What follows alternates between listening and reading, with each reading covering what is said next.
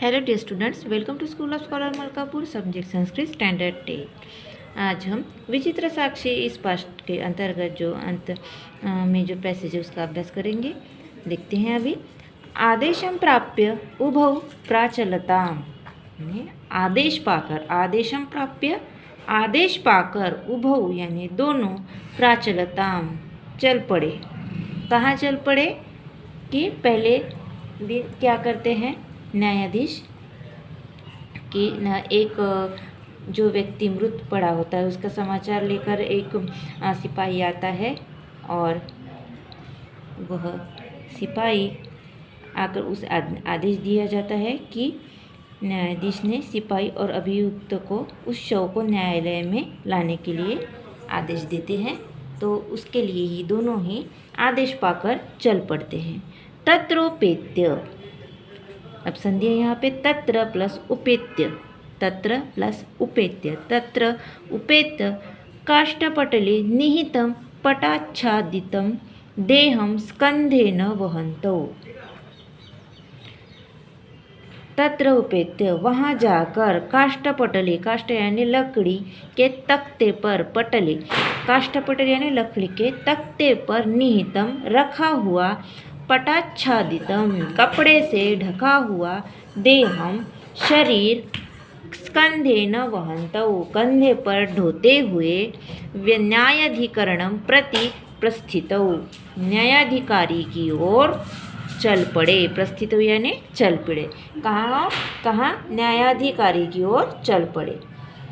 आरक्षी सुपुष्ट देह आसीत, सिपाही सुपुष्ट देह वाला था यानी दष्टपुष्ट था। अभियुक्तश्च अतीव कृशकाय, अभियुक्तश्च यानी जो संशय आरोपी था वो कैसा था, अतीव कृशकय यानी अभियुक्त अत्यधिक कमजोर शरीर वाला था। भारवतः शवस्य स्कंधेन वहनम तत्कृते दुष्करम आसीत। अब भारवतः शवस्य भारी शरीर को, स्कंधेन कंधे पर, वहनम तत्कृते वहन करना उसके लिए, दुष्करम आसीत कठिन था। दुष्कर यानी कठिन था। जैसे दुष्करम सुकरम, ये भी इसका अपोजिट वर्ड्स हो सकता है। विलोम शब्द दुष्करम सुकरम। तो और दुष्कर का सिमिलर वर्ड क्या है, कठिन यानी कठिन। दुष्करम कठिन था। स भार वेदनाया क्रदन्ति स्म, वह भार वेदनाया भार की पीड़ा से क्रंदती स्म रोने लगा। तस्य क्रंदनम निशम्य मुदित आरक्षी तम उवाच, यहाँ भी संधि है तम प्लस उवाच।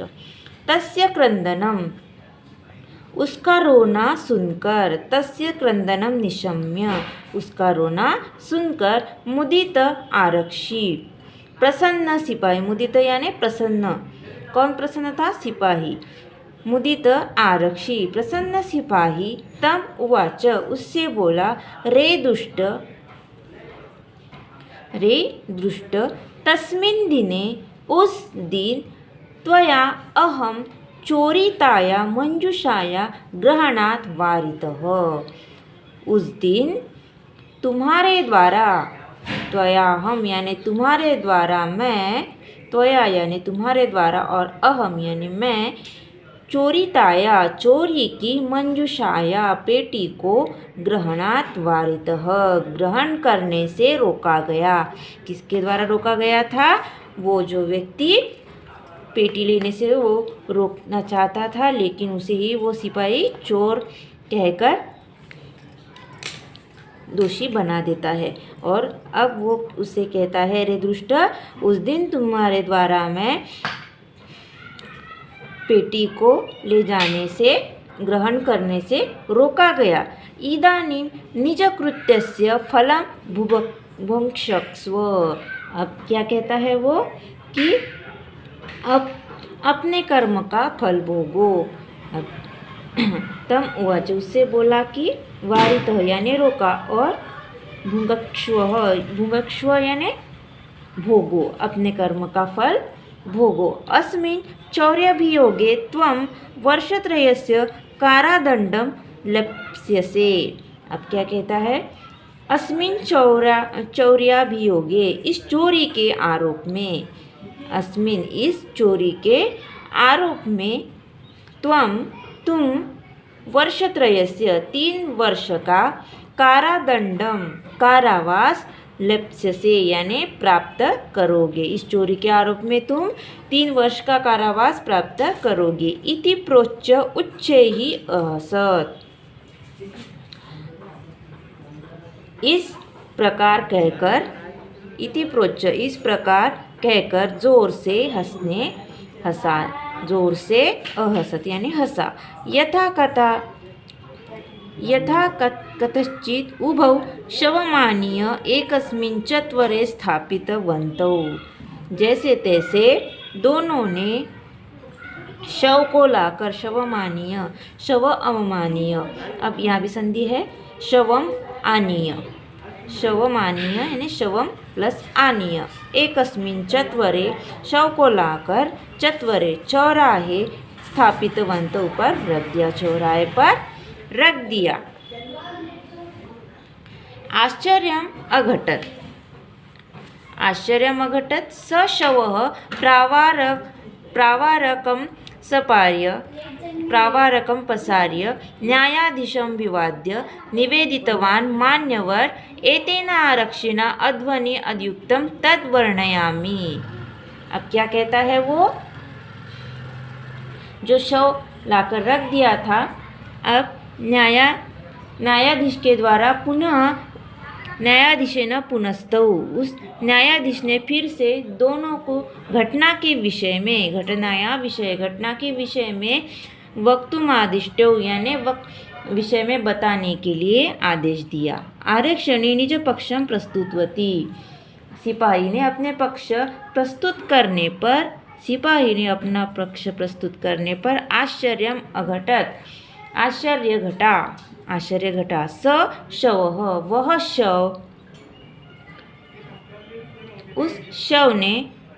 उस शव ने प्रावारकम पसार्य, शव ने ऊपरी वस्त्र हटाकर, ऊपरी वस्त्र जो अपने ढका हुआ था उस पर वस्त्र हटाकर न्यायाधीशं विवाद्य, न्यायाधीश का अभिवादन कर, निवेदितवान, अभिवादन कर निवेदन किया, मान्यवर एतेन आरक्षिणा, इस सिपाही ने अध्वनि यत् उत्तम, मार्ग द्वारा, इस सिपाही के द्वारा मार्ग में जो कहा गया, तद वह वर्णयामि बताता हूँ, त्वया अहम तुम्हारे द्वारा चोरितायाः चोरी की पेटी को, मंजूषाया पेटी को,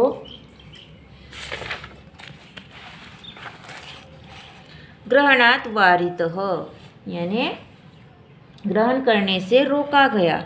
अतः निष्कृत्यस्य फलं भुङ्क्ष्व, अतः अपने कर्म का फल भोगो। अस्मिन् चौर्याभियोगे, इस चोरी के आरोप में, त्वं वर्षत्रयस्य कारादंडम लप्स्यसे, तुम 3 वर्ष की जेल दंड प्राप्त करोगे। इस तरह से कहा था। यह किसने बताया? जो शव था, अचानक से न्यायाधीश के सामने आते ही उस शव ने, तो वो शव न होकर जिंदा मनुष्य था, उसने अपने शरीर से वस्त्र हटाकर जो सिपाही की बात रास्ते में सुनी थी, वह बात सबके सामने न्यायाधीश को बताई। और फिर न्यायाधीश आरक्षणे कारादंडमादिश्य तम जन ससम्मानं मुक्तवान्। अब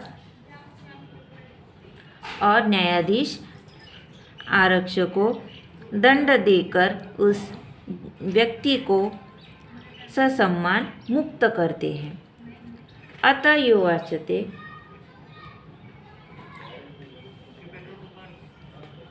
अतएव, अब यहाँ संधि है, अतएवोच्यते, अतएव प्लस उच्यते, इसलिए कहा जाता है, दुष्कराण्यपि कर्माणि मतिवैभवशालिनः नीतिं युक्तिं समालम्ब्य लीलयैव प्रकुर्वते।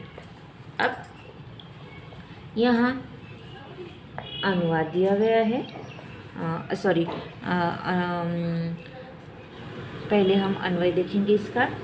मति वैभवशालिनः दुष्कारिणी कर्माणि अपि देखिए यहाँ दुष्कारिणी अपि है। मति वैभवशालिनी दुष्कारिणी कर्माणि अपि नीतिम युक्तिम समालंब्य लीलया एव प्रकुर्वते। इसका अर्थ होगा, अनुवाद होगा, इसलिए कहा गया है कि बुद्धि और संपत्ति से युक्त मति यानी बुद्धि, वैभव यानी संपत्ति, बुद्धि और संपत्ति से युक्त मनुष्य दुष्कर कार्य भी नीति और युक्ति का आश्रय लेकर सुगमता से कर सकते हैं, यानी सुगमता से कर लेते हैं। जो व्यक्ति बुद्धि से युक्त होता है वह कोई भी कठिन कार्य अपने बुद्धि से सुकर कर लेता है, इसका यह आशय होता है। तो इस तरह से आज हमारा यह पाठ यहाँ समाप्त होता है। आज के लिए आपको यह होमवर्क है जो मैंने शब्दार्थ और संधि विग्रह बताए हैं, जो आपको नोटबुक में लिखने हैं। आज के लिए इतना ही, धन्यवाद।